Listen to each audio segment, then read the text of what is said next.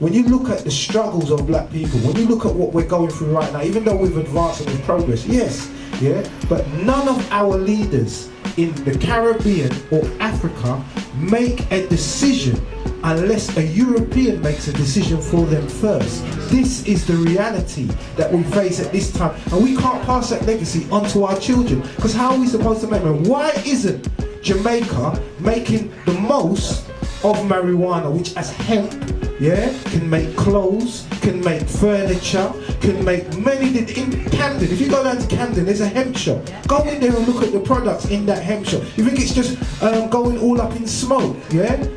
Hemp is big, big business. It can lift the Caribbean and African countries out of debt. But once again, yeah, we will set a precedent for the world, yeah, but we're not going to reap the benefits out of it, yeah, at this present time. And that, I think, is really, really sad. And I think we, yeah, in the diaspora, in the Caribbean and Africa, we have to come together to change that for the next generation, for our children. There was empires in Africa called Kush, Timbuktu, where every race came to get books. My success to you, even if you wish me the opposite. Sooner or later, we'll all see who the prophet is. Spoken word artist, I'm a journalist, and various other things. And Reggae Doctor is the #1 distributor of reggae music in the whole of the UK. Yeah, and so we kind of thought we collectivize the energies and the efforts and bring it here for you today. All right, so that's who we are. So that's rule #1. Yeah, no shyness allowed. Yeah, in Words and Riddims Live Lounge. Yeah, everybody have to talk. That's say go. All right, but we're just going to be facilitating discussion and hopefully getting your viewpoints, you know, on different things. We've got a few discussion points for you of varying different natures, so we don't want to just deal with one type of topic or two type of topic. We want to, you know, do a whole spectrum.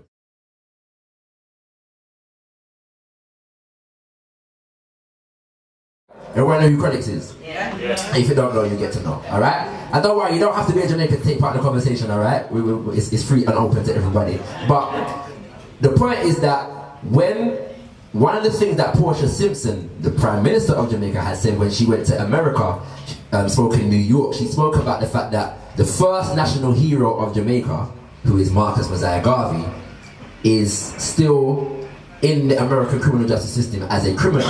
Yeah, he was arrested and tried and convicted of mail fraud. Yeah, which was actually proven nowadays to be a false charge, but they still haven't removed or exonerated him. So there's a campaign to exonerate Marcus Mosiah Garvey. So Chronixx, looking at all this situation, took to Instagram, posted a picture of Marcus Mosiah Garvey and said, this man, referring to Marcus Mosiah Garvey, still have a criminal record. You know, it's a Jamaican when he said have instead of has. Yeah? Still have a criminal record in the United States, and we glorify some waste man. Yeah? Now the waste man he's referring to is Barack Obama. Alright. This man hunted and imprisoned by our Jamaican government, who some years later paved a peaceful and safe path for US President to address us. A race of good for nothing. That's a quote from Marcus Mosiah Garvey. Then my 4 fireball, so it's Latin fire or anything, and he says that's why black faces don't mean anything to Rasta anymore. So basically Chronixx is basically saying, well, we're bigging up the American president when he comes to the nation and whatever, but in America, our first national hero is still on their books as a criminal, yeah? And so, but we ain't saying nothing about that. Barack Obama is in a position to do something about it, and we're just hailing him up, right? This particular Instagram post caused major uproar, yeah? People in Jamaica were cussing off Chronixx, people in America were cussing off Chronixx, and the Minister of Culture and Youth basically came out to him to call out and chill out and not lick out against people like that. So the question that we're asking Kings and Queens with that backdrop, yeah? Your views and opinions. Was Chronixx ruled fiercely and out harder, yeah, to refer to the visiting American president as a waste man, yeah? Should he not have done that, yeah? And what impact do you think it's going to have on, because this is the debate that me and Mixmaster was having and me and Reggae Doctor kind of started having, what impact do you think it's going to have on his career, yeah, now that he's done that? Because you have to understand that Chronix has been to America before and done quite high profile interviews. He's been on Jimmy Fallon show, which is one of the biggest late night shows, yeah, on American television. Right? It's quite a big thing for a reggae artist, yeah, to have done that. And so he's got appeal in America. So we're asking, what impact do you think is going to have on his career, if any? And do you think he is faced through an out order for calling the President of America a waste man? So feel free to raise your hand. Chantele is going to kindly rove around with the roving mic. The doctor's going to start off the team. Right. Feels comfortable to have my own mic, man, finally. Right. Can I be as raw as I can? Yeah. You sure? Parking on the Tuesday and reading out proper. On the radio, I have to kind of curb my attitude and curb my style. Well, I'm in front of my people today, so I can be me. Right. Chronix, big artist, we love him. He's doing really well. Wait until you're here, then I'm going to say something. Don't respect that. You understand me? That's not being 100% real. You understand me? Because now, as soon as it dies down, he's not going to mention more about it. You haven't heard him sing a song about it yet. You understand me? So he could have just left that out and just be with his brethren and burn a one fire there. Because if it was, I hope everybody's straight in it, you know.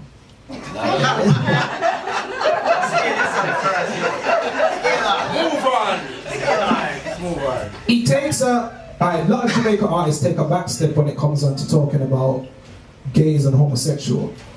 In Jamaican term, batty man, chichi man, fish, whatever you want to call it.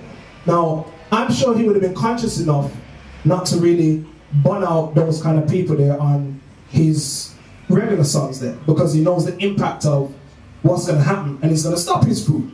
You understand me? Like we've seen with other popular artists, you understand? When we refer like to people like Bob Marley, them man they blaze the fire right throughout. You understand me? Throughout his songs, everywhere he went, he stood for something.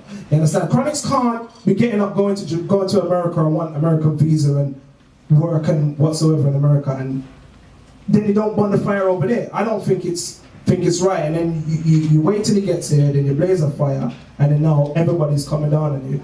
I don't think it's right. You're just wrong timing to me.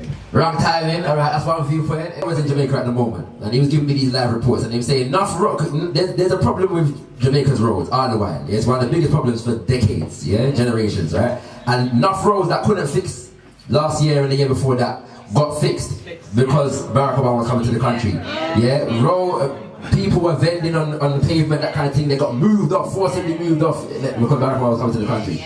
So you see all these things happening, you see what I'm saying? But at the same time, Chronix wasn't the only person that saw all of these things. The rest of the nation, more or less, was celebrating the arrival of the president, even in spite of it. So I'm saying, what do we think at the end? Because this is something that happens in any African Caribbean nation. Whenever the president goes there, did anybody see when Barack Obama went to Ghana?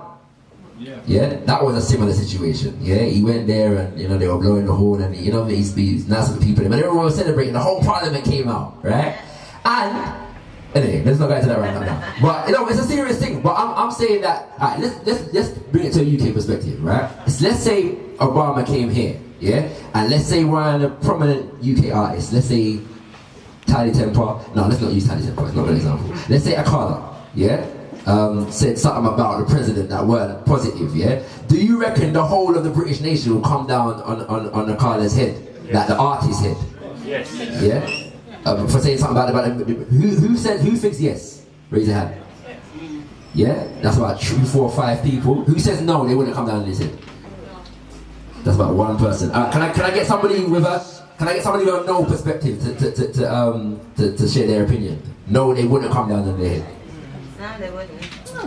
You want to say why? Pass the mic. The British people move with the majority, and then if the majority say... One second, let me get the... Come again.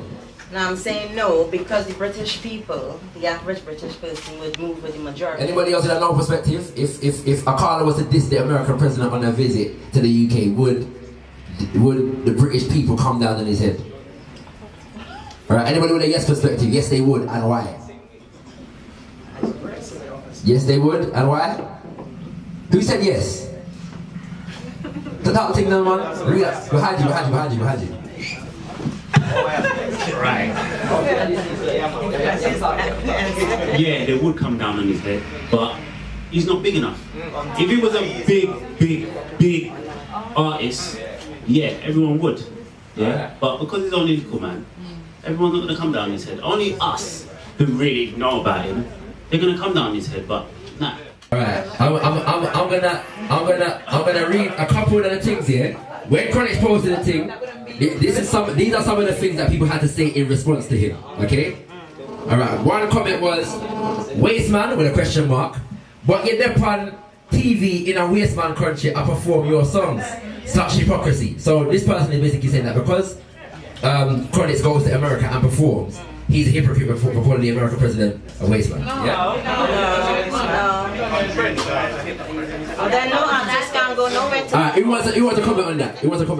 He's not a hypocrite for saying that. Because what he's saying is he's going to come to the... When they're saying here comes trouble, yeah? So obviously you have to get in there. So even if you're friending somebody and you're trying to get somewhere to mash up everything, he can go in there and be cool. He doesn't have to go in there and say, I'm going out. I never met him in the country. So I think that him doing that means like... Oh, losing my head. Like he's not being a hypocrite. He went into the country, yes, he's got to promote himself, he's got to make his own money, but he doesn't need to lick us with Barack. You understand? And at the end of the day, if Jamaica can fix the road for Barack Obama to come over, they should fix it all the time. There's no problem with them fixing the road. You understand? So it don't make no sense in him. He's seeing everything, and everyone can see what he can see, but it's just he's the only one speaking up. That's what it is. So. Alright. He's right. Another thing that was said in response to him, you are a fraud, they said. How dare you address the man as such? You sing conscious lyrics, but you do not practice what you preach. Give back your American visa, since you are so high and mighty. Another thing that was said in response to him, you are a fraud, they said. How dare you address the man as such? You sing conscious lyrics, but you do not practice what you preach. Give back your American visa, since you are so high and mighty. This person obviously don't know that American visa is very hard to come by. Very, very hard. The other one says, blatant disrespect of my president. Your comment was uncalled for. You earn wages in America. And one says, you call the world boss a waste man. Now, up until that point, I thought Vybz Kartel was the world boss. Yeah? I'm just saying, that's what I thought. Alright? You know what I mean? Anyway, yeah, go easy. Man, you put your career at risk. So that's why, you know what I'm saying. Now, I must say, Chronic's response to that particular comment was, I will go on more American stations this year and chant liberation again and again and again and again. When I speak, I don't really think about career and things like that. Not frightened for career either. Never barred with career. May the teachings of the beloved Marcus Garvey forever take root in our hearts. May the leaders of today take counsel in his divine teachings. That's what Chronik said in response. Abraham Lincoln, yeah? He's a big guy, innit? Right, Abraham Lincoln, Thomas Jefferson, whatever. Let's say now Portia Simpson, Mama P, yeah, goes to America, yeah, and let's say Dolly Parton, yeah, big country and western artist, yeah, in America. Let's say Dolly Parton, yeah, says, here I know in America and whatever, right? Yeah, but not deal with that woman there, you know, because she have Abraham Lincoln as a criminal, fire for her, yeah. Imagine Dolly Parton said that. Do you reckon that the American nation would, an American politician, because you have Jamaican politicians came out to challenge what Chronik said, yeah? So do you reckon American politicians and their population will come out and say, well, boy, what are you dealing with Chronik? Alright, raise your hand if you want to make a point, please. Hold on. Go on. Alright, no, go on, then ring it up, yeah? Alright, I'll start with Chronix first, yeah? Yeah. Basically, I believe Chronix is 100% correct in what he said. Yeah. Man live at Jamaica. Yeah. Man at Jamaica. Yeah. If you come at Jamaica, you have to respect Jamaica. Yeah. Same like you go to America, you have to respect America. Yeah. If you don't respect the thing, you don't know you end up push for Buju Band and then idiot thing. Yeah. But the next point you make, I believe say the Americans they will still go to Jamaica because they want the weed and they want the sun. So yeah, my point that. Alright. Yeah. Cool. Does anybody, all of us come from different African Caribbean nations, yeah? Correct? Yeah. Raise your hand if the Queen or the Queen of England or the President of America has ever visited your nation. Just raise your hand. They're both visiting Jamaica. Yeah? Right? What has been the response of the people? That's the question. I want to hear, what's been the response of the people? Come talk. Just saying they love you. Raise your hand, raise it so we can get you the mic, please. Yeah? To be honest, the ghetto people didn't really to cater, but the middle, you know, what we call the middle class and the upper class. Come again, please, sis. Come again. The Queen and Barack actually visited Trinidad and Tobago, and likewise roads were paved. Yeah. Part of our ghettos was blocked off. I mean, with like sheetings that high, so you wouldn't know is even people living there and all sorts. Wow. And the average. All right. Let's not refer to them as the ghetto folks, but we say ghetto folks because we talk about sometimes the working class and you know those who live day by day. They didn't to cater because they know that everything you're doing here is just folly. Yeah. Middle class, however, sort of pretentious, trying to be mindful and you know pretend to care.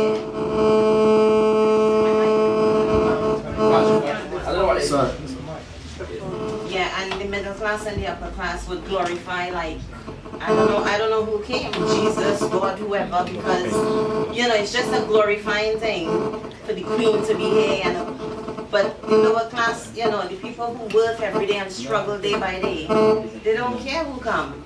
They really don't care because you know I know they don't care because they know when that person go tomorrow. We know our same struggle. Nobody do anything fast. So, no. All right. What if I ask, has the Pope ever visited your nation of origin? The Pope. Likewise. Same thing. Likewise, a stadium packed with people. Yeah. Packed with people and not free. Not even free entry. Yeah. To get in to see the Pope. But you have a stadium packed with people. One of the reasons why Barack Obama is making it a duty to visit places like Jamaica, Ghana, and certain African Caribbean countries, it's a simple thing, it's called public relations, yeah? Because his ratings right now is at its lowest, yeah? In terms of what they call job approval of the president, yeah? It's very, very low, it's in the low 40s at this present time. Also, does anybody, just find out another question, does anybody know who the richest people in the Caribbean are? Okay, let me share something with you, yeah? In the top 10 richest people in the Caribbean, i.e. the top 10 richest millionaires, yeah, 6 out of the top 10 are the Marley family. Are you aware of this? Rita Marley is said to be the wealthiest Caribbean currently alive at this present time. She has about, they reckon, about 50 million, yeah, maybe a little more, all right? They are going to decriminalize marijuana. All right, one of the top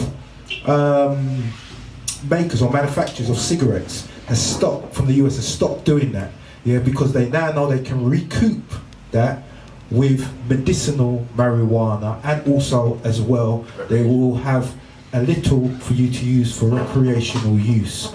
So Barack Obama's whole visit, yeah, was about PR, was about that's what presidents and prime ministers do, yeah. They generate sales for their countries, or what they do is create businesses for their go into other countries, so corporations and businesses from their countries can come into that country. Yeah. Why isn't Jamaica making the most of marijuana, which as hemp, yeah, can make clothes, can make furniture, can make many. In Camden, if you go down to Camden, there's a hemp shop. Go in there and look at the products in that hemp shop. You think it's just going all up in smoke, yeah?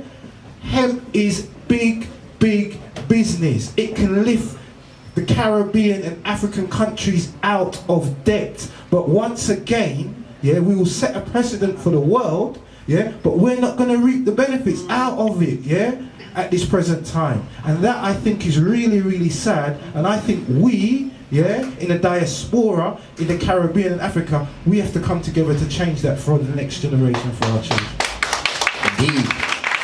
Are there any other comments? Miss Chantele Marie, do you want to say something? Yeah, no, because I haven't said anything yet, but I was just going to say that can we have a round of applause for Chantele Marie, please? Queen of Words and Riddims. No, I was going to say say that, you know, when I first heard what Chronix had said, I really kind of respected the fact that he was honest, because we had a conversation on Words and Riddims about 2 weeks ago in regards to the Trevor Phillips show. And, you know, he's a, you know, prominent black man, and, you know, he had the opportunity to, you know, speak on Channel 4 and actually say something positive about his community and about his people, and he took that opportunity to just degrade us and speak about us in a derogatory way. And I feel like Chronix, he kind of knows what time it is, and he knows what he's out there to do. Like he said, he's not here, he wasn't born with a career. You know, he's in a prominent place now where he can actually talk his mind, and he's not scared to do so. So you can kind of see where his mindset is as a young man. So I feel that, should he have necessarily called Obama a waste man? Maybe not. I don't necessarily think those were the right words to use, but I think that he kind of used his emotions more than maybe thinking about, how should I kind of phrase it? Because one of the things that I was thinking of at the time is that if you're someone that you're a fan of Barack Obama, and you are hearing that someone else is calling him a waste man, you might think to yourself, okay, so does he think I'm an idiot then? Because I'm not, why am I rating a waste man? Do you know what I mean? So I feel like maybe he could have articulated himself better, but I think it's still important that he's actually using his platform to kind of speak his mind. It might allow some people to actually ask, why? So why is Chronix, as a knowledgeable man, calling this man a waste man? And they might actually go and investigate for themselves whether, you know, there's more to him than meets the eye. So. So Chantele, you wanna start topic number 2? Yeah, I think ShakaRa's gonna give a little intro to this one as well. You like that? You did like the style there. Let's see. Shit. Nice track, alright. Yeah, let's see. Alright, yeah, I'm gonna introduce it and I'm gonna hand it over to Chantele Marie. We're gonna be talking about gentrification. Yeah? Does anyone know what gentrification means? Raise hand if you know what gentrification is. Upon that, man, just explain. I was gonna ask. No, there's a reason. We had to try fireball. No. Just explain. Anyway, now seriously. So yeah, gentrification. I should have got the dictionary definition, but basically, what it means is when your local whatever, the government decides to build up your area, yeah, and invest in the area in terms of new housing, new businesses, and so on and so forth. But what it also usually means is that the people that are living in the area usually have to move out.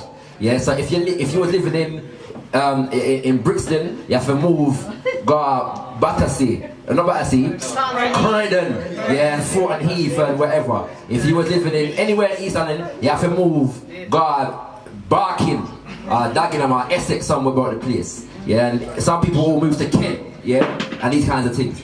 So the reality is that gentrification is a very controversial thing, because most people believe that, or a lot of people believe that, it doesn't necessarily always benefit the people that are living in the area. I'm going to hand over to Chantele Marie to take you forward with a specific question.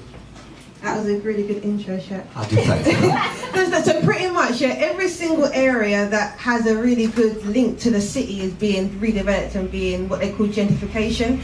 So I did a little bit of reading up on it, and really how it begins is that you get all the hipsters moving into areas, so all the creative types that kind of want a little place to kind of, you know, cheap rent that they can live in. And it becomes really trendy, and then you get all like the managerial people moving into the area. So, for example, where I work, no one comes from London apart from me. Everyone has left rich mummy and daddy to come and live in London in areas like Shoreditch and Brixton and Tottenham and Elephant and Castle. And it means that when we get to an age where we want to kind of buy property, we can't buy property. And we're asking, is it a class thing or is it a race thing? I know when I was growing up, for example, as ShakaRa said earlier, I used to rave in Clapton Pond, where they used to call Murder Mile.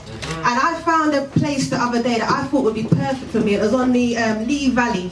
And when I called up so-called Murder Mile, they're telling me that you need to be earning at least £48,000 just to be considered to live there. And this was an area that no one wanted to live to once upon a time. And the problem now is that not only are young people and people who are like in their 30s and 40s not being able to live in these areas, small businesses are being run out of these areas now. And obviously if you look at a lot of these areas, it was predominantly black people that lived there. So a lot of people have issues now. Are they trying to run black people out of the area, or is it a class thing? Like what's just working class people? Is it a class thing, or is it a race issue? Alright, let's, and the reasons behind that. Let's start with somewhere that's close to me. Let's say Brixton. I consider that but us as a nation of people, as black people, we're considered to be consumers.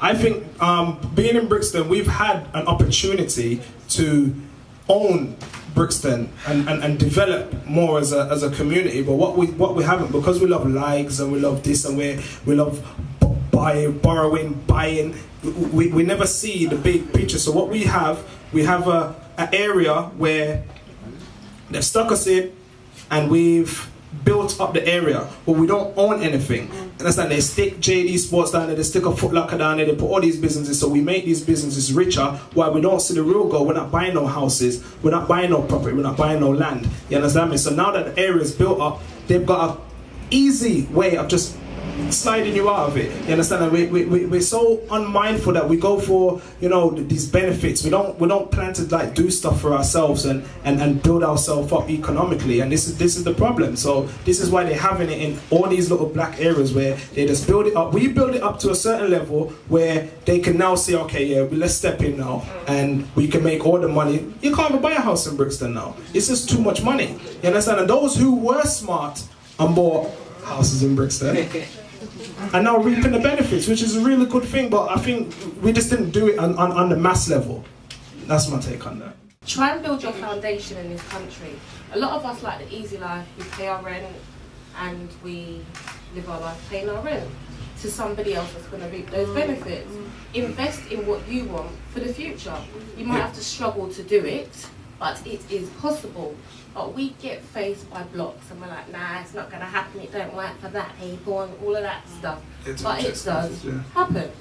Yeah, definitely. Alright, the brethren at the back. My mum and my dad may have paid £2,000 for my house. When you've got a new white girl developer coming along giving them £250,000, they're going to grab that. And they're going to think, boy, I can go and make a house in Jamaica or Barbados, whatever, and give a little money to my grandkids or whatever. I'm gone.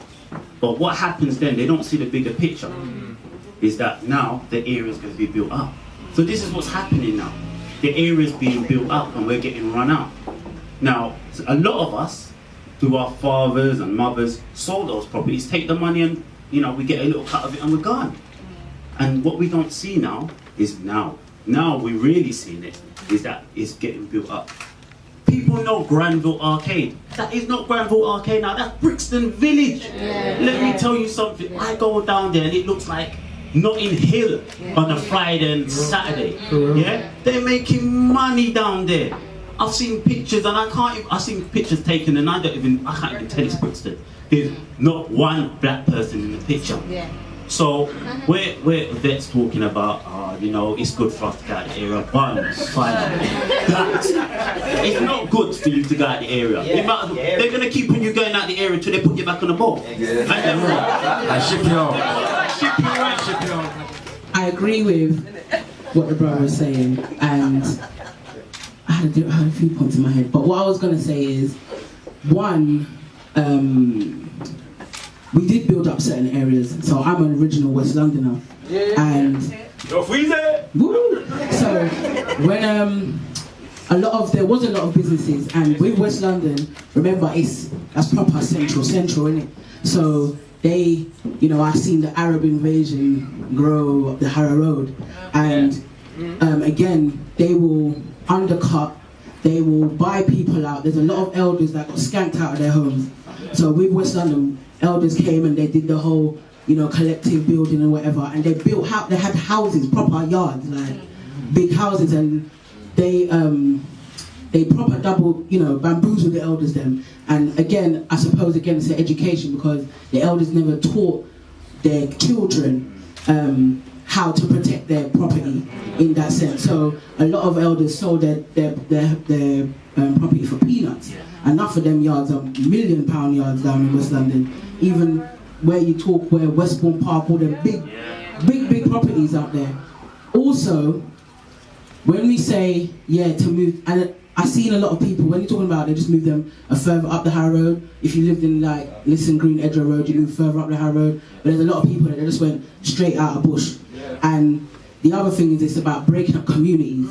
Because when you was younger and auntie lived up there and your cousin lived up there and 12 of you went to school over there, that's not the case anymore. So now we're living in a whole different environment. One of the things that we lack is a practice of group economics. Now, when you don't practice group economics, you as a consumer, you go out to the average high street shop and you spend your money there. They take that money and they do whatever they do with it, whether it's recycled into new stock or whichever. Now, one of the other key things is that we're not distributors. We create, the latest or the last culture, if you want to call it, hip hop, for example, as a culture, the way you dress, the graffiti, the lyrics, the music, everything about it as a culture, as a one whole. But do you own it today, in 2015? And this is exactly what I'm talking about, is the practice of group economics.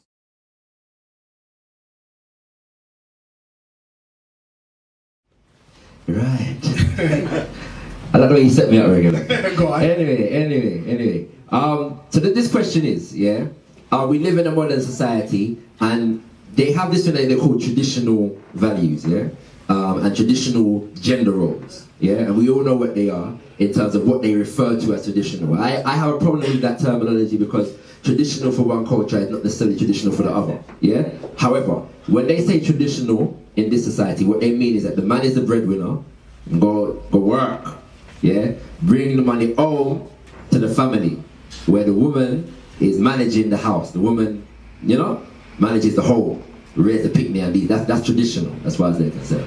But we live in a modern society, where these traditional roles are often blurred in terms of their lines, So, and it's interesting because whereas the roles may change circumstantially in terms of how much people are earning and whatever else like that, I'm saying women have more, economic independence, if that makes sense, in terms of money and assets and whatever else like that than probably one time before. But it is still expected, well, it would seem, should I say that, it's still expected by and large that the man still performs a particular role with regards to the woman and the family, if that makes sense. So I know enough women, they got their own money, but they would never ever in their life pay to go on a date.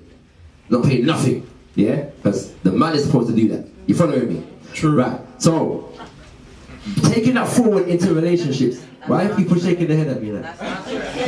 No, there are some. Look, you think it's not true. We're getting there. The woman never tell me that. I've spoken to a woman that told me they're not paying nothing.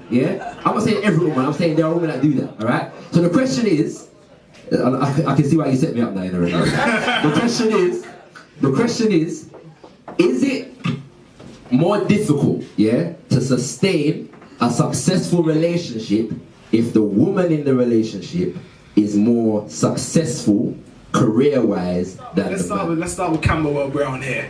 Now I have to pick him up. This is my cousin. He owns you put your name on camera. He owns a barbershop in Camberwell. One of the biggest barbershops in South London, and I say that because the whole atmosphere alone, you being there and you will sit down and forget that you've been sitting there for 3-4 hours for a haircut. Alright. Camberwell Brown. Now, the question relates to you, Mr. Brown. What's the question? If your missus makes more money than you, Is your missus? bear this mind, she's sitting next to me. It's not even his wife, right next to him. I have to put him on the spot. Yeah. If she makes more money than you, do you think you will have a happy home? Yeah. So you would find to stay in a relationship where she is minding you? No, I'm minding. For one, she's an entrepreneur. I'm an entrepreneur. Whatever she makes is ours. Whatever I make is ours. No, is that what you believe? Yeah. We got 2 kids and we went off. Okay. So everything else is off. Well said. Well, we're gonna get back to that in a minute. For all non-Jamaicans, half is half, okay? I'm following. I should be last. Revert the question to Reggae. Can I ask a question? Who are you to Reggae Doctor? I'm Reggae Doctor's wife. Okay, alright, that's what I make sure. What's going on here? Reggae Doctor, you have been asked. I personally believe, like, if the woman makes more money than the man, you don't have that lengthy relationship. At some point, in my eyes, listen, women, don't kill me today. All I'm saying is, man is married, innit, fam? You get me though? What I'm saying is, if she makes more money, eventually, certain marks are going to be overstepped. Especially if you're making no money. If you're making no money and she's the stronghold of the household, then there's problems. I'm gonna be real. I mean, Alright, but there's a difference between no money and less money. But even so, less money. If you can't afford, if you can't afford to give her the stuff that she probably can't buy for herself, you're in trouble. You're in trouble. If you was dating a lady, if you was dating a lady and she's making more money than you, how would that make you feel as a man? My thing is different. Yeah, my thing. It's not about wages and who earns more. I'm agreeing with my brother in the sense of whatever comes into the household is ours, if that makes sense. So my family is an economic structure. So we make money. It's not she make money and me make money, if that makes sense. That's how I plan to run my thing. So I don't feel like I have them problems there. That said,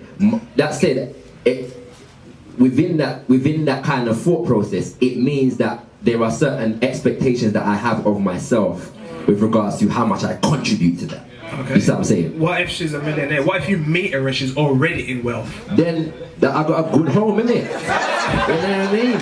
I got a good home, fam. Do you think it's going to be easy for you to guide her in certain senses if she has wealth? Yeah, because I think I would only be able to harmonize with a woman who doesn't believe that her worth as a wife is based upon, and my worth as a husband is based solely upon our financial earnings. So I'm a man, innit? No, I'm a man, yeah? So I gotta be able to be a man in my marriage. If I can't be a man, regardless of how much she's earning, I can't do that. So it has less to do with how much he's earning or whatever. You have to respect my manhood. Yes, sis. When I met my husband, I was working and he was studying. Who's that? I had a Who was that? Ray Charles and Ray Charles. Ray Charles! Go on, Ray Charles! Are you? The serenading in work, Reggie. Yes. No, so I had a job. She gave me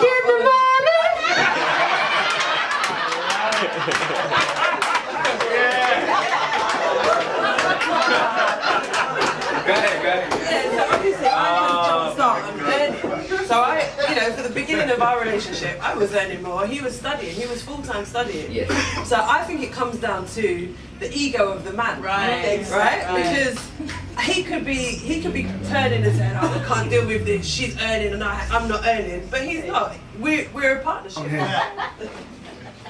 Okay, just as my husband said, I am, and I'm just going to keep it real, I'm a primary school teacher, but I also have my own business on the side. My husband owns a barbershop, and at this stage in time, in our life, maybe I am possibly earning more than him. No, I'm going to be real, I'm being real. But for some reason, or for somehow, it's how he manages his money. I find that it's as though he earns more than me, because he looks after me the way he's supposed to, does all the things as a man, the way he's supposed to, and we work in partnership together. If he doesn't have it, I've got it. If I haven't got it, he's got it.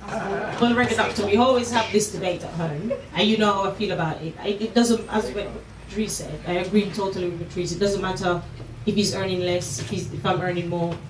At the end of the day, as we're together, what is mine is yours, and what is yours is mine. This is mommy now. So everybody that know about, most people that know reggae doctor always know my mom, innit? This is mommy reggae doctor. Well, from my experience, unless I choose the wrong one, because I earn more. But then when you go shopping, you find the husband stay back. And you think they're come out to the money. When you mean at the house, you not do the right thing as a husband. You understand? So all the burden rests on me. I'm interpreting what you're saying is that it's not just about how much money that they're earning, it's about what they are doing. Right, so that's an interesting addition to the conversation. Our motto for the show is real talk, real people, real vibes. Talking up the things there. And I know a lot of time when we're on radio, for radio circumstances, Chantele kind of hides behind the mic and not really, she doesn't express herself the way she really feels. So I'm going to put her on the spot now. Right. This is a usual occurrence on the radio. Okay. You're going into a relationship where you are the breadwinner. Yeah, you prominently have the better job, have the money, and he has virtually substantial amount, very small, very minimal amount of money, but he will do everything for you. Do you live with that person? Do you get into a relationship with that person, or would you back out? Real talk now, real talk. No, I think it depends on the man. I think, as we said earlier, it's all about different dynamics in a relationship, isn't it? I mean, sometimes I think women who might be earning more than a man, if she starts to demasculate the man because she earns less, that's going to be a problem. But obviously the man can do other things in a relationship. It's not just all about money. Finish? Yeah. And there you have it, kings and queens. I want to make a point though. Somebody mentioned about I want to date a bus driver. Let me say something, yeah? People that work for TFL are earning the most money in London right about now. Yeah, find yourself a bus driver. Believe. Alright? We're gonna wrap it up there. Back to the essence. Listen to me. Back to the essence. Conversation, alright? It's free and open to everybody. But the point is that one of the things that Portia Simpson, the Prime Minister of Jamaica, had said when she went to America, spoke in New York, she spoke about the fact that the first national hero of Jamaica, who is Marcus Mosiah Garvey, is still in the American criminal justice system as a criminal. Yeah, he was arrested and tried and convicted of mail fraud. Yeah, which was actually proven nowadays to be a false charge, but they still haven't removed or exonerated him. So there's a campaign to exonerate Marcus Mosiah Garvey. So Chronixx, looking at all this situation, took to Instagram, posted a picture of Marcus Mosiah Garvey and said, this man, referring to Marcus Mosiah Garvey, still have a criminal record. You know, it's a Jamaican when he said have instead of has. Yeah? Still have a criminal record in the United States, and we glorify some waste man. Yeah? Now the waste man he's referring to is Barack Obama. Alright. This man hunted and imprisoned by our Jamaican government, who some years later paved a peaceful and safe path for US President to address us. A race of good for nothing. That's a quote from Marcus Mosiah Garvey. Then we have 4 fireball, says Latin fire on the thing, and he says that's why black faces don't mean anything to Rasta anymore. So basically Chronixx is basically saying, well, we're bigging up the American president when he comes to the nation and whatever, but in America, our first national hero is still on their books as a criminal, yeah? And so, but we ain't saying nothing about that. Barack Obama is in a position to do something about it, and we're just hailing him up, right?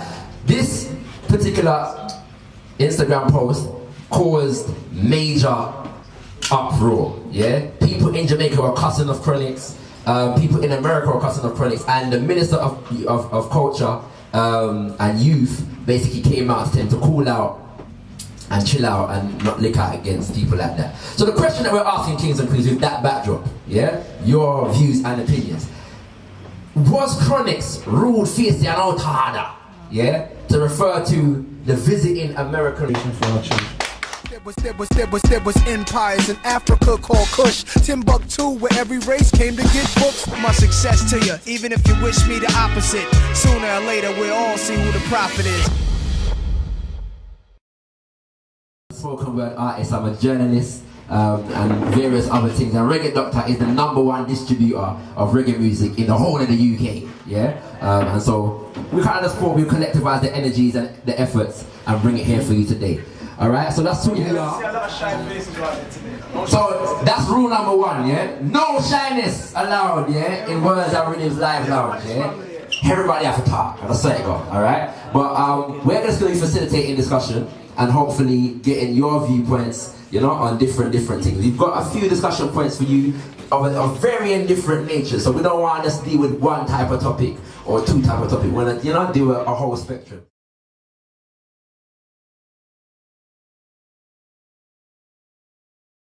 Everyone know who Chronixx is? Yeah. If you don't know, you get to know. Alright? And don't worry, you don't have to be a Jamaican to take part in the When you look at the struggles of black people, when you look at what we're going through right now, even though we've advanced and we've progressed, yes, yeah, but none of our leaders in the Caribbean or Africa make a decision unless a European makes a decision for them first. This is the reality that we face at this time, and we can't pass that legacy onto our children, because how are we supposed to make them? Why isn't Jamaica making the most of marijuana, which as hemp, yeah, can make clothes, can make furniture, can make many, in Camden, if you go down to Camden, there's a hemp shop. Go in there and look at the products in that hemp shop. You think it's just going all up in smoke, yeah? Hemp is big, big business. It can lift the Caribbean and African countries out of debt. But once again, yeah, we will set a precedent for the world, yeah, but we're not going to reap the benefits out of it, yeah, at this present time. And that, I think, is really, really sad. And I think we, yeah, in the diaspora, in the Caribbean and Africa, we have to come together to change that for the next generation. President as a waste man, yeah? Should he not have done that, yeah? And what impact do you think it's going to have on, because this is the debate that me and Mixmaster was having and me and Regular Doctor kind of started having. What impact do you think it's going to have on his career, yeah, now that he's done that? Because you have to understand that Cranks has been to America before and done quite high profile interviews. He's been on Jimmy Fallon show, which is one of the biggest late night shows, yeah, on American television. Right? It's quite a big thing for a reggae artist, yeah, to have done that. And so he's got appeal in America. So we're asking, what impact do you think is going to have on his career, if any? And do you think he is faced through an out order for calling the President of America a waste man? So feel free to raise your hand. Chantele is going to kindly rove around with the roving mic. The doctor's going to start off the team. Right. Feels comfortable to have my own mic, man, finally. Right. Can I be as raw as I can? Yeah. You sure? Park it up the teeth there. Really loud, proper. On radio, I have to kind of curb my attitude and curb my style. But I'm in front of my people.